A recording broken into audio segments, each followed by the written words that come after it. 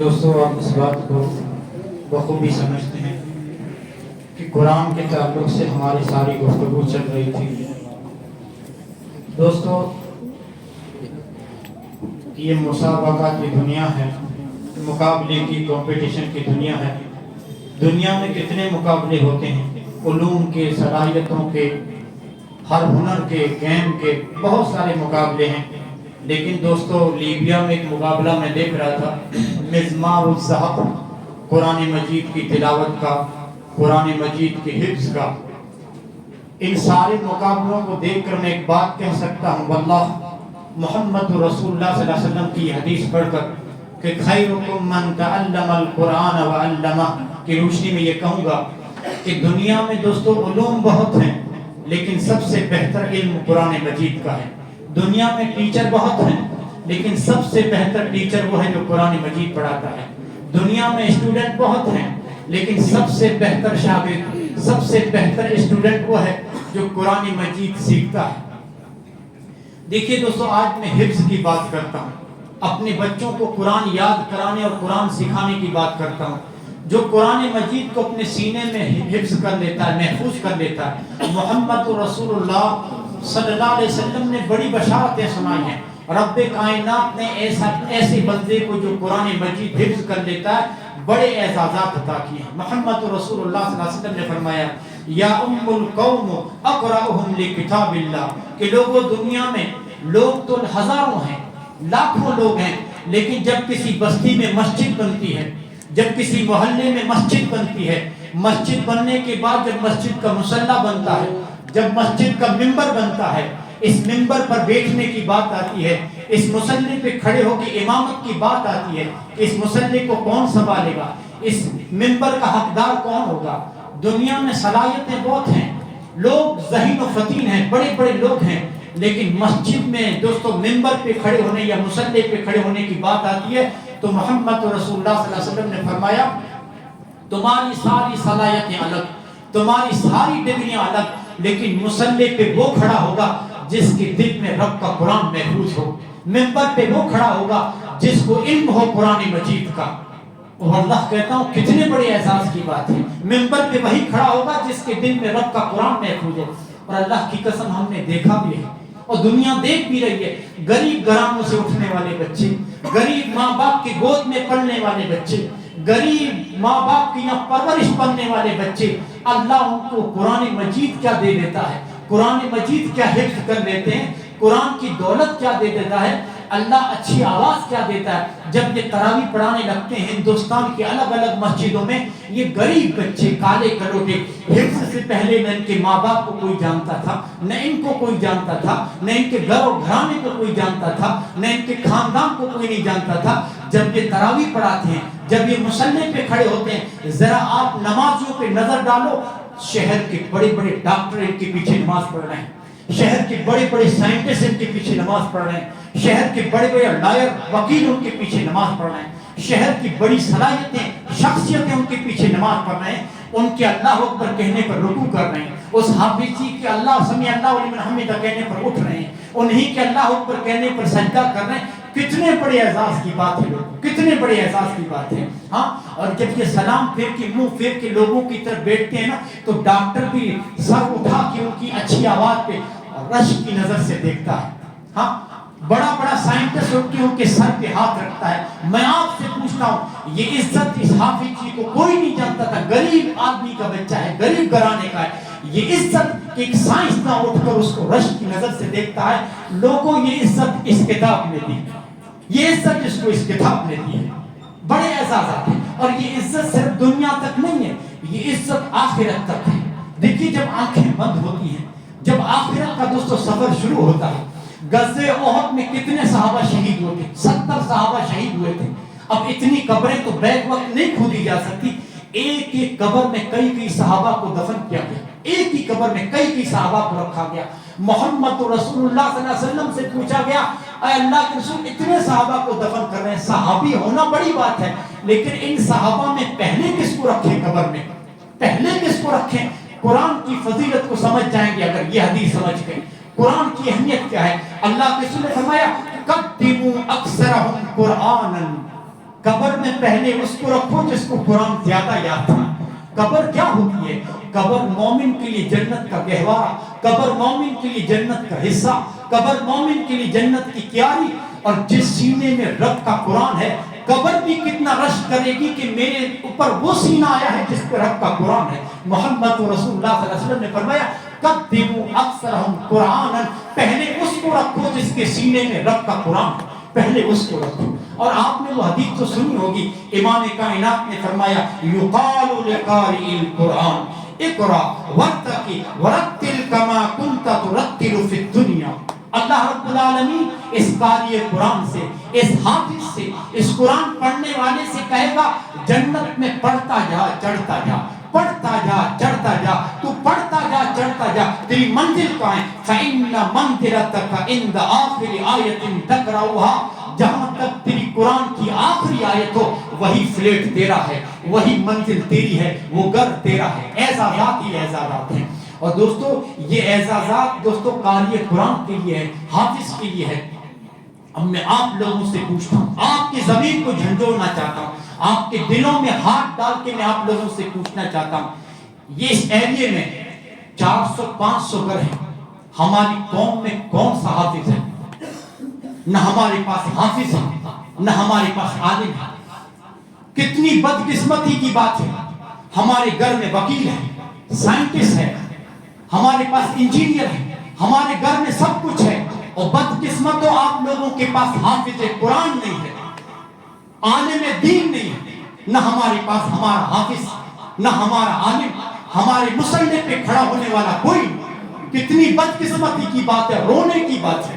دنیاوی تعلیم کو ہم نے کتنی ترجیح دی ہے۔ میں آپ کے سینوں میں ہاتھ ڈال کے آپ لوگوں کو جھنجھوڑنا چاہتا ہوں، ہاں ذرا ہوش کے ناخن لو کہ ہمارے، اب دیکھیے گھر میں بلایا جاتا ہے بچوں کو کسی مہمان کے سامنے، کتنے فخر سے کہا جاتا ہے یہ سائنس کا کورس کر رہا ہے، یہ ڈاکٹری کا کورس کر رہا ہے، یہ وکیل کا کورس کر رہا ہے۔ ہائے بدقسمت کے پاس حافظ نہیں ہے کوئی بچہ، بدقسمت کے پاس کوئی عالم دین نہیں ہے، اور فخر کے ساتھ کہہ رہا ہے یہ وکیل ہے، یہ ڈاکٹر ہے، یہ انجینئر ہے۔ اور اگر کسی گھر میں حافظ ہے نا تو اس کو بلایا نہیں جاتا۔ کیوں؟ ہم حافظ کو حقیر سمجھتے ہیں، ہم عالم دین کو حقیر سمجھتے ہیں۔ ارے عالم بھی کوئی، حافظ بھی کوئی ہوتا ہے کیا؟ ہم حقیر سمجھتے ہیں۔ اور اگر ہمارے گھر میں کوئی حافظ مہمان کے سامنے آ گیا تو کیا بولتے؟ یہ حافظ ہی ہے، یہ عالم دین ہے، حکارت سے۔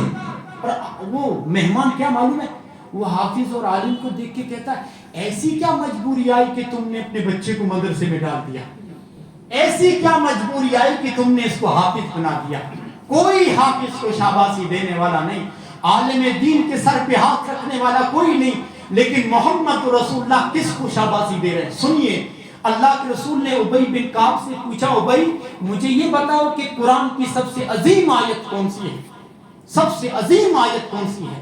ابی بن کعب سوچنے لگے، کیونکہ 6000 سے زیادہ قرآن میں آیتیں ہیں، اب ایک آیت کا سلیکشن کرنا تھا، ایک آیت کو منتخب کرنا تھا۔ ابی بن کعب نے بہت سوچنے کے بعد کہا اللہ کے رسول میرا علم یہ کہتا ہے کہ آیت الکرسی سب سے عظیم آیت ہے، قرآن کی سب سے عظیم آیت آیت الکرسی ہے۔ محمد رسول اللہ نے شاباشی دی، ابی بن کعب سے کہا یا ابا المنذر قرآن کا علم تم کو مبارک ہو۔ شاباشی کس کو محمد رسول اللہ دے رہے ہیں؟ سینے پہ ہاتھ مار رہے ہیں، یا ابا المنذر قرآن کا علم تم کو مبارک ہو، اللہ نے تم کو قرآن کا خصوصی علم دیا۔ یہ شاباشی ہے امام کائنات جناب محمد رسول اللہ صلی اللہ علیہ وسلم نے۔ لوگوں رونے کی بات ہے، بدقسمتوں آپ کے پاس ایک حافظ قرآن بھی نہیں ہے، عالم دین بھی نہیں ہے، ہم نے کوئی ترجیح نہیں دی، سیاست بس ہو رہی ہے، ہم منہج سر پہ بھی نہیں ہیں اگر ہمارے پاس حافظ قرآن نہیں ہے۔ ہاں ہوش کے ناخن لو، خدا آرہ ہوش میں آؤ، کیوں حافظ قرآن نہیں ہے؟ ہر دور میں دوستو دیکھا ایسے لوگوں کی قدر و قیمت رہی جنہوں نے مدرسوں میں جا کے علم دین حاصل کرنے کے بعد دنیا والوں کو علم دین سے روشناس کروایا۔ ایسے لوگوں کی ہر زمانے میں دوستو قدر و قیمت رہی ہے، لیکن آج مادیت کا دور ہے، آج پیسوں کا دور ہے، آج دنیا کمانے کا دور ہے۔ کوئی ماں باپ نہیں چاہتے کہ میرا بچہ دین پڑھنے کے بعد مسجد میں معمولی تنخواہ پہ رہے، ہاں اس معمولی تنخواہ پہ نہ ہم جی سکتے ہیں نہ اس کے بیوی بچے جی سکتے. ہر بات میں آپ لوگوں سے پوچھتا ہوں, ذرا اپنے گریبانوں میں جھانکو, اپنے بچوں کے تعلق سے آپ کا نقطہ نظر کیا ہے؟ اگر یہاں پر کوئی کاروباری بیٹھا ہے تو سوچتا ہے میں اپنے بچوں کو بچپن سے کاروبار کے داؤ پیش سکھاؤں, میرا بچہ آگے پڑھ کر دنیاوی مال و دولت کے لیے میرے لیے اضافے کا سبب بنے. یہاں پر اگر کوئی نوکری کرنے والا بیٹھا ہے تو یہ سوچتا ہے کہ مہنگی اسکول میں اپنے بچے کو بھیجوں تاکہ میرا بچہ اچھے نمبرات لائے, ملازمت کی حصول کا موقع آئے تو میرا بچہ اچھی پوسٹ پہ جائے اور اچھی انکم ہو, اچھا پیسہ ہے. ماں بچے کو جنتی خواب دیکھنا شروع کر دیتی ہے, ارے یہ بچہ بڑا ہوگا میرے لیے آسائشوں کسائشوں کا سبب بنے گا. باپ کا بھی نقطہ نظر بھی ہوتا ہے, لیکن میں سلام کرتا ہوں اس باپ کو. میں کہتا ہوں کہ وہ باپ کتنی بڑی قربانی دیتا ہے جو اپنے بچے کو دنیا بنانے کے لیے اپنے راستے پر نہیں چلاتا بلکہ اس کی آخرت اور بچے کی عاقبت کو سدھارنے کے لیے اسے محمد رسول اللہ کے راستے پہ چلاتا ہے. کون اتنا حوصلے والا ہے ان لوگوں میں آپ لوگوں سے پوچھتا ہوں, کون اتنا حوصلے والا ہے جو رمضان کے بعد اپنے بچے کو رحمانیہ میں داخلہ دلائے؟ ہے کوئی اتنا حوصلے والا؟ بچے کو کالج سے نکال کر سنابل کے اندر داخلہ دلوائے؟ ہے کوئی؟ دنیا کوئی چھوڑنا نہیں چاہتا. کیوں؟ کالجوں کی نوکری میں, کالجوں کی تعلیم میں پیسہ ہے, مدرسے میں کوئی پیسہ نہیں.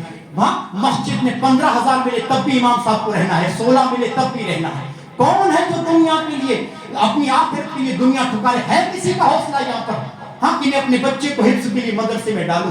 دوستو کسی کے پاس حوصلہ نہیں, ہر کوئی یہ چاہتا ہے, لیکن کتنا حوصلے والا وہ انسان قربانی یہ دیتا ہے کہ اپنے بچے کو دنیا کو ٹھکراتے ہوئے مدرسے کے اندر داخل. میں قربانی اس لیے کہتا ہوں کہ بدقسمتی کی بات ہے ہمارے ملک میں انگریزوں نے 200 سال حکومت کی, ملک اس ڈگر پہ ڈال دیا ہے کہ یہاں دینی تعلیم حاصل کرنے والے کے لیے کوئی پوسٹ نہیں, کوئی نوکری نہیں. ارے بڑی نوکری تو چھوڑیے, معمولی ملازمت بھی دینی تعلیم حاصل کرنے والے حافظ جی کے لیے کوئی معمولی ملازمت بھی نہیں ہے.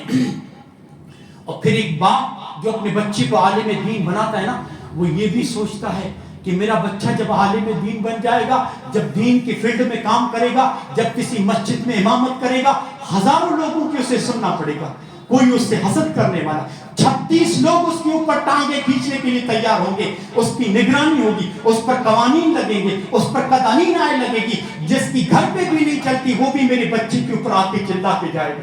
ہاں جب ہم لوگ فارغ ہو رہے تھے نا, ہمارے استاد نے ہم سے ایک بات کہی تھی, ہم لوگ جب 7-8 لوگ فارغ ہو رہے تھے کہ بیٹا یہ جو جا رہے ہو نا بڑی تاریک گلیاں ہیں, جب تم کسی مسجد کو سنبھالو گے, جب تم دین کی فیلڈ میں کام کرو گے نا, غم کھانا پڑے گا تم لوگوں کو, بہت لوگوں کی سننا پڑے گا. جب تم امام احمد بن حنبل کے نقش قدم پہ چلو گے, جب تم شاہ اسماعیل شہید کی سنت کو زندہ کرو گے, جب تم منبر پہ قرآن سناؤ گے نا, تو بہت سارے لوگوں کو تمہاری بات کھٹکے گی نا, تو وہیں پر تمہارے اوپر اٹھ کے چلائیں گے کہ امام صاحب آپ میرے اوپر بول رہے ہیں, حالانکہ تم نے قرآن مجید سے بات کی ہے, حدیث سے بات کی ہے. لیکن ہمارے عالم صاحب بولا کرتے تھے اس وقت تم لوگوں کو غم کھانا پڑے گا, اس وقت اس کو اپنی رسوائی نہ سمجھنا, بلکہ انبیاء نے ان ساری چیزوں کو برداشت کیا ہے, رسولوں نے بھی ان ساری چیزوں کو, تم لوگوں کو ہم علم بھی دے رہے ہیں, حکمت بھی دے رہے ہیں, ان کے پاس حکمت نہیں ہے, ان کے پاس نادانی ہے, ذرا ان کی باتوں پہ غم کھا جانا. اور جو عالم کے سامنے آ کے چلائے, عالم کے سامنے بدتمیزی کرے, اس نے عالم کی رسوائی نہیں کی, اس نے کتاب قرآن مجید کی رسوا کیا ہے. اس نے عالم کی تذلیل نہیں کی, اس نے قرآن و حدیث کی تذلیل کی ہے. اسے اللہ سے بھی معافی مانگنی چاہیے اور عالم سے بھی معافی مانگنی چاہیے. لیکن چہروں پر لوگوں کے کوئی اثر نہیں. عالم سے بدتمیزی کرنے کے بعد ان ساری چیزوں کو مد نظر رکھتے ہوئے میں کوئی اپنے بچے کو چھوڑتا ہے نا مدرسے میں کہ مجھے کالج نہیں, مجھے اپنی آخرت اور اپنی عاقبت بنانی ہے, میرے بچے کو حافظ بناؤ, عالم دین بناؤ. میں کہتا ہوں سلام ہے ایسے ماں باپ کو جس نے دنیا کو ٹھکراتے ہوئے اپنی آخرت کو بنانے کے لیے اپنے بچے کو مدرسے میں بھیجا. انشاءاللہ اس باپ کی آخرت ایسی ہوگی, بڑے بڑے ڈاکٹروں اور انجینئروں کے باپ رش کریں گے جب ان کے ماں باپ کو اللہ سونے کا تاج رکھے گا, جب ان کے ماں باپ کے سروں پہ اللہ سونے کا تاج رکھے گا. اور ڈاکٹروں کے ماں باپ کیا کہیں گے معلوم ہے, یہ کسی بادشاہ کا بیٹا ہے کیا, ہاں یہ کسی سائنٹسٹ کے ماں باپ ہے کیا؟ بولتے نہیں, یہ کوئی بادشاہ کے ماں باپ نہیں ہے, یہ کسی سائنٹسٹ کے ماں باپ نہیں ہے, بلکہ یہ حافظ قرآن کے ماں باپ ہیں, یہ حافظ قرآن کے ماں باپ ہیں. तुम क्या दोस्तों लोगों की कदर कीमत करोगे? रब्बुल आलमीन ने फरमाया, और लोगों की कदर कीमत उनके माल और दौलत से लगाने वालों, उनकी डिग्रियों से लगाने वालों, वमन अहसनु कौलन मिम्मन दआ इलल्लाहि व अमिल सालिहन व क़ाल इन्ननी मिनल मुस्लिमीन। अल्लाह ने फरमाया, तुम ये कहते हो कि जो साइंटिस्ट है वो बड़ा है, जो इंजीनियर है वो बड़ा है, जो दुनिया में साहिब असर रसूख है वो बड़ा है। अल्लाह ने फरमाया नहीं नहीं नहीं, वमन अहसनु कौलन मिम्मन दआ, अल्लाह ने फरमाया जो मोहम्मद रसूलुल्लाह के मसनद पे बैठा है उससे बड़ा कोई नहीं हो सकता। जो मुसल्ले पे खड़े होकर लोगों की इमामत कर रहा है, रब्बुल आलमीन ने फरमाया उससे बड़ा कोई नहीं हो सकता।